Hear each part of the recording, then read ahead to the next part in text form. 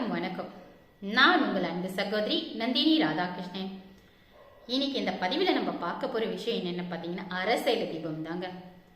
நம்ம என்னதான் ஓடி ஓடி சம்பாதிச்சு வீட்டுக்கு பணம் எடுத்துட்டு வந்து வச்சாலும் அந்த பணம் நம்ம வீட்டில் தங்கவே தங்காதுங்க.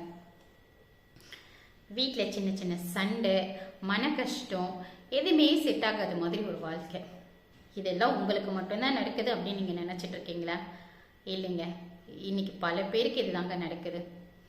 அதிர்ஷ்டம் அப்படிங்கிறது சில பேருக்கு தாங்க கிடைக்கும். சரி, இதுக்கு என்னதான் பண்ணணும் அப்படின்னு பார்த்தீங்கன்னா, அரசைல தீபம் தாங்க. அரச மரம் அப்படிங்கிறது வெறும் மரம் மட்டும் இல்லைங்க, அது ஒரு தெய்வ சக்தியும் தாங்க. இந்த வழிபாடு நம்ம வீட்டிலே பண்ணலாங்க. வெள்ளிக்கிழமை 2 அரசல் எடுத்து நல்ல சுத்தமாக கழுவி அதுக்கு மஞ்சள் குங்குமம் வச்சு, அதுக்கு மேலே ஒரு அகல் விளக்கை வச்சு, அதுக்கும் கொஞ்சம் மஞ்சள் குங்குமம் வச்சு, பூவால் அலங்காரம் பண்ணி நெய் அல்லது எண்ணெய் ஊற்றி பூஜை ரூமில் வச்சு வழிபடுங்க. என்னுடைய வீட்டில் என் செல்வம் நிலைக்கணும், என்னுடைய வீட்டில் செல்வம் நிலைக்கணும் அப்படின்னு மனசார வேண்டுங்க. இது ஒரு நாள் 2 நாள் செஞ்சுட்டு நான் செஞ்சேன் எனக்கு எதுவுமே செட் ஆகலை அப்படிங்கிறதுலாம் சொல்லக்கூடாதுங்க. எதுவுமே ஒரு நாளில் கிடைக்காதுங்க.